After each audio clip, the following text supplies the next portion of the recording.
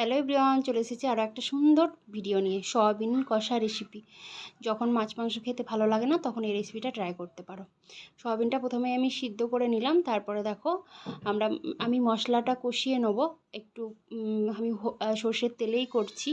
আদা রসুন পেস্ট সব রকম গুঁড়ো মশলা বাড়িতে যেটা যেটা অ্যাভেলেবেল ছিল। এটা একটু কাশ্মীরি লঙ্কা দিয়েছিলাম কালারের জন্য, অল্প একটু কাঁচা লঙ্কা দিয়েছিলাম যেহেতু বাচ্চারা খাবে তাই।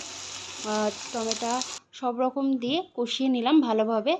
আর ভালোভাবে কষিয়ে নিয়ে দেখো পাশে সয়াবিনটা জল ঝরিয়ে আমি একটু হালকা হলুদ দিয়ে তেলে ভেজে নিলাম। তারপর কষানো মশলাতে সয়াবিনটা দিয়ে দিলাম।